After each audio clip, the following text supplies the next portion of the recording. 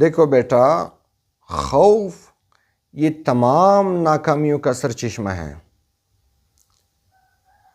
کامیابی کے اوپر جتنی بھی کتابیں لکھی جا چکی ہیں، یا آج جتنی کتابیں لوگ لکھ رہے ہیں، یا آئندہ مستقبل میں جتنی کتابیں کامیابی کے اوپر لکھی جائیں گی،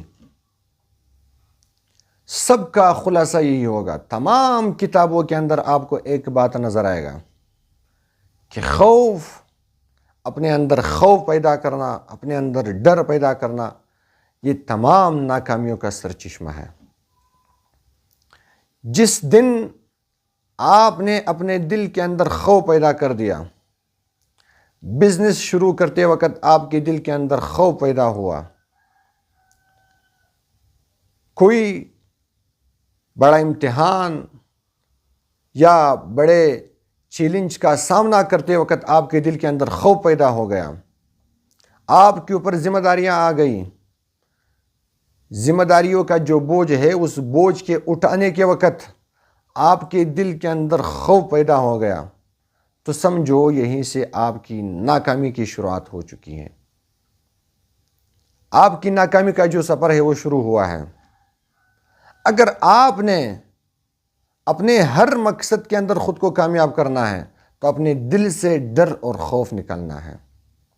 کیا ہوگا مستقبل میں، کیا ہوگا، اس کا پتہ کسی کو نہیں ہے سوائے اللہ کو۔ اس کا پتہ صرف اللہ جل شانہ کو ہے کہ مستقبل میں کیا ہوگا۔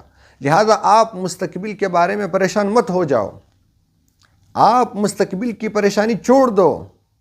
مستقبل میں جو کچھ ہونے والا ہے وہ ہوگا، وہ ہو کر رہے گا، آپ نے اس کے لیے تیار ہونا ہے۔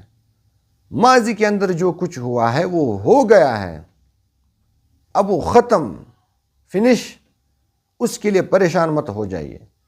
اب حال کے اندر جو کچھ ہو رہا ہے اس پہ آپ نے فوکس کرنا ہے، اس پہ آپ نے توجہ دینا ہے۔ مستقبل کے بارے میں خوفزدہ ہونا، پریشان ہونا، یہ آپ کی جو ہے وہ زندگی، آپ کا عمر کھائے گا۔ ماضی کے بارے میں پریشان ہونا، یہ کیوں ہوا، یہ کیسا ہوا، بھائی جیسا بھی ہوا وہ اچھا ہوا، اب آنے والی زندگی میں جیسا بھی ہوگا وہ اچھا ہوگا۔ لہذا آپ نے اگر سوچنا ہے تو حال ہی کے بارے میں سوچنا ہے۔